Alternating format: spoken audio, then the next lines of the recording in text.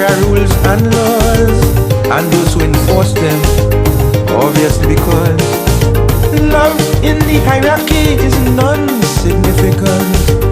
So we find it necessary and highly important to gather our civil rights and surround this world. Just a few big builder knights who got full control. I do not want you to be annoyed with them because they are working under instructions and therefore they have to carry out their decisions of the superiors. So I do not want you to be annoyed with them. We are working with them, we are cooperating with them, and we are complying with all the law. And we also would like to work with the those at the top there, the helicopter, who is giving us, they are giving us all protection, and they are probably watching to make sure that we do everything that is lawful. We want to give them the assurance that we are law-abiding people and we are persons who promote the obedience to the law. One commander who could light the fuse or push the red button on a computer that could cause a chain reaction and damage the future. Using our treasuries, we have made them strong, creating authorities as we move along. But knowing power develops and absolute power corrupts. Question for the lads, who going to guard these gods?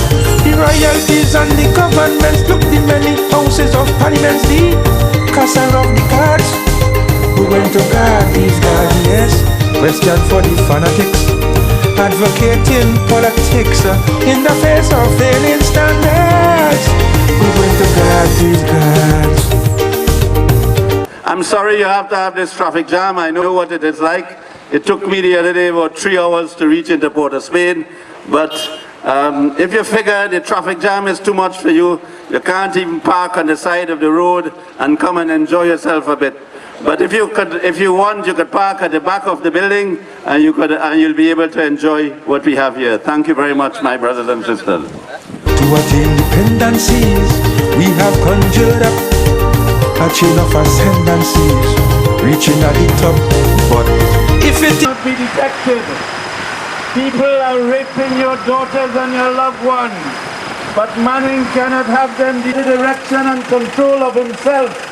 He admitted in the parliament that he gives too much in the Ruba Stadium.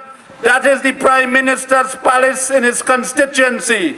We are not going to take over anything in Trinidad and Tobago except when we lawfully take it over. So I want to make an appeal to the Commissioner of Police to utilize his police officers to go and fight crime, go and detect crime, go and see and ensure that his police officers ensure that the people of Trinidad and Tobago are safe. You would have seen the opening of the summit yesterday, and I ask yourself the question, can that summit help you to get better roads, get more drainage, stop flooding, prevent you and your children from sleeping on the floor of the casualty department? Today, we have released a booklet. That booklet has been given to all the presidents and prime ministers who are here.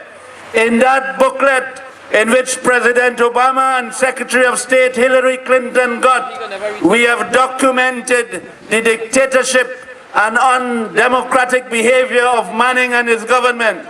So I want you to know, this is an all-day protest. At around 10 o'clock, today, we are going to have the speeches.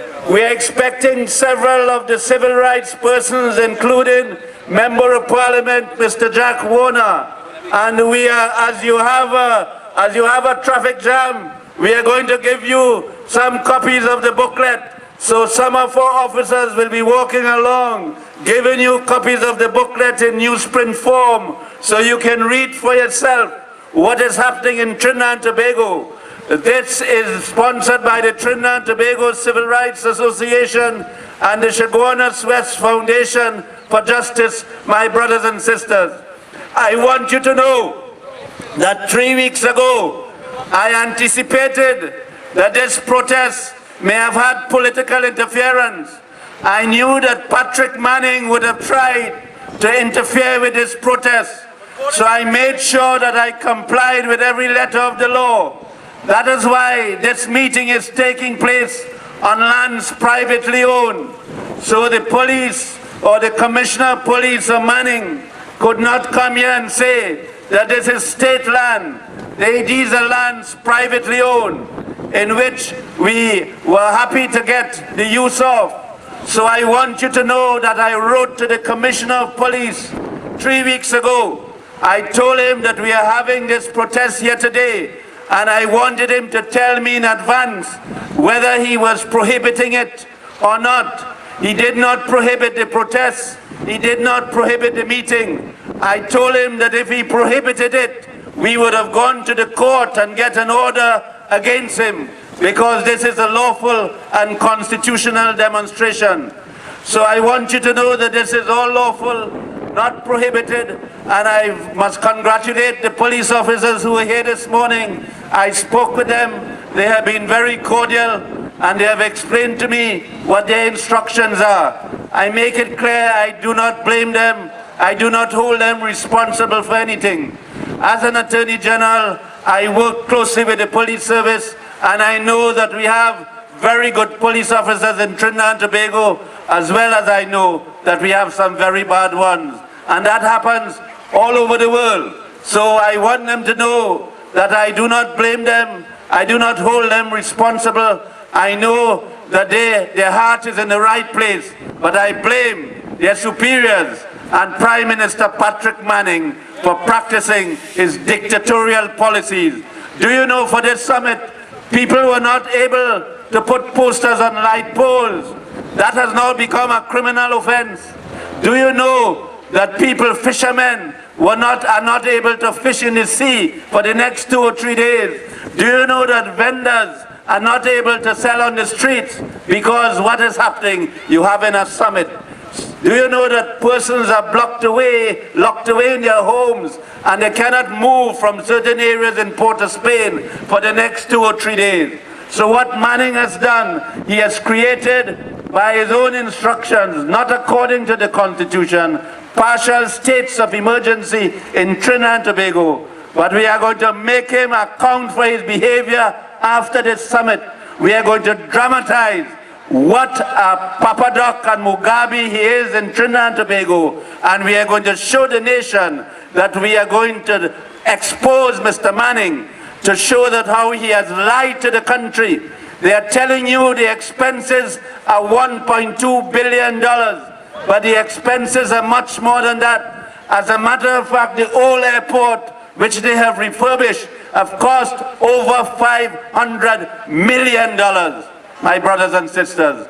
And you ask yourself the question, by the time he finishes with this summit, the next summit, and the third summit, which will all end in September, he would have spent over $5 billion in international conferences, which will get you nowhere. But people in Trinidad and Tobago cannot get water to drink in their pipes.